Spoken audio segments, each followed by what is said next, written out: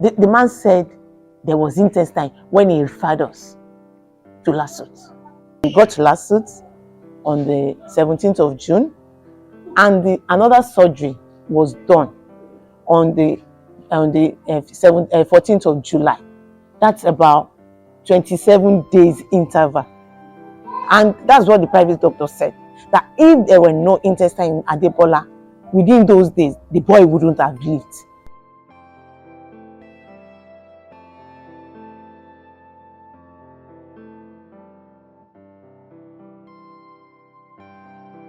I am Adebola Akinbright. I am Adebola Akinbright's mom, the boy with the missing intestine. It all started as an appendix. We had appendix, ruptured appendicitis, and we took him to a private hospital at Ileko, at the Mosholo government area. And after 2 weeks, it got better. We were discharged and we were living a normal life until, unfortunately, 3 months after, when he came up with a complication of intestinal obstruction and went back to the same private hospital. Only for after 3 days post-surgery, that there was still leak coming out from the abdomen. That means probably there's still a leak inside the intestine, and the boy was unable to pass out gas and stool. So the surgeon wanted to invite a professor from Lasut to come and look at the situation and probably and do another surgery. But we as his parents refused that. Instead of inviting a surgeon from Lasut, that he should rather refer us to Lasut so that we can go and meet them there, since we heard that they are specialists there. When we got to Lasut, we were told it is fistula, that it can be maintained conservatively or surgery. If the leak closes up, fine, that is good for us, and if it doesn't, that it has to be maintained. Another surgery has to be performed on it. But before another surgery can be performed, it has to be stable, it has to be in stable condition. So, and that's what we're doing till about 23 days after, when they came, when they were doing their ward round, and the leak from the abdomen, the punctured place at the abdomen has already closed up, and the fluid from the abdomen started coming out from the incision site, thereby making them to open up a bit of the incision site. They said, according to the statement, that said it is better for the fluid to be outside than to be inside. So that was what now, and the openings in the place they tried to open up started giving way, and some tissues were now coming out, which made something to burst out of the abdomen, and that prompted them for an emergency surgery, which happened July 14th, 2023. So after the surgery, the lead consultant, the lead surgeon called us to tell us that what they saw was abnormal, that they couldn't find the small intestine in his body. The lead surgeon was even asking me that if I understood what she was telling me, because I couldn't even interpret it. It's not something imaginable. A small intestine, a whole small intestine, when you found out the length is about almost 21 feet, disappeared just like that. So it's not something that it is imaginable.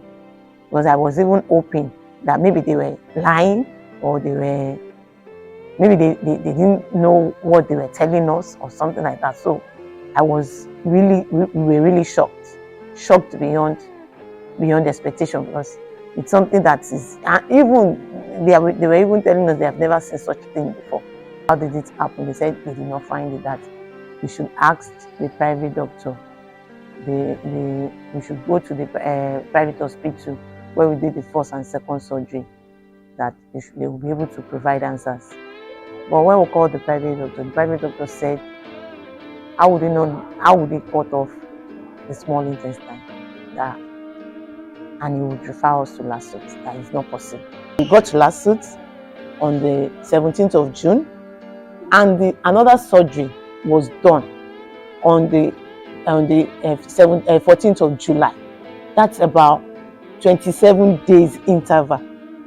And that's what the private doctor said, that if there were no intestine in Adebola, within those days, the boy wouldn't have lived. And then they were now coming to tell him that there was no intestine after 27 days, including the 6 days. The 7 days is spent at the private hospital, making almost 34 days. That somebody without no intestine can never live for 34 days without TPN or medical support. So that's what the private doctor told us. So how come? Where did it all? Where did they get it all wrong? So I don't know where the private doctor is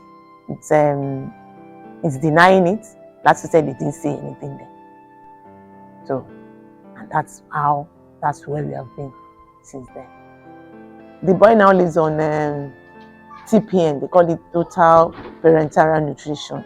That's what supplied it. It is passed through its blood. It is done through intravenously. So, and that cost a fortune.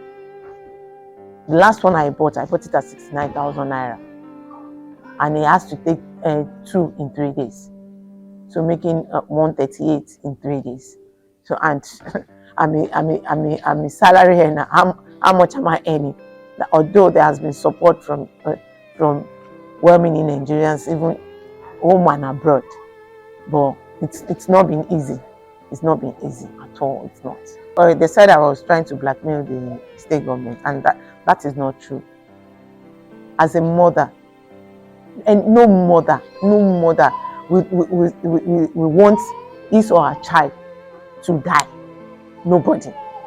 So there's nothing like blackmailing here. All I'm doing is appealing to Governor Solu to just intercede to intervene in my issue, because I don't have the resources. I don't have the wherewithal. I don't have the information. I believe if it intervenes, they are in charge and they will be able to do something. So I'm not blackmailing anybody. I am not blackmailing. And we've gone to the private hospital. The man said there was intestine when he referred us to Lasut. And there is a counsel for that. So we are also pursuing that. Not that we just want to keep quiet, but what is the most important now is how we can save my son. That is the most important thing. Then we can always come back to find justice, because if this is not caught, it will continue like that. Doctors in Nigeria just believe life is not too precious to them. So just believe they can just do anything and they go scot-free with it. But this one, we are not living it. We are not living it without getting justice. But the most important thing is I want Adebola to be saved first. That's the most important thing. We want Governor Solu to please intervene. Let's find a place where a transplant can be done for him, so that this boy can live again. That Adebola can live again. The boy is struggling to live because not having enough nutrients. The whole system has changed. So he has been struggling since that day that the surgery has been done, and that's all I'm asking is Governor Solu should just please intervene. Because the doctors at Lasut were saying they don't know anywhere, they don't do this. They had even given up at a point.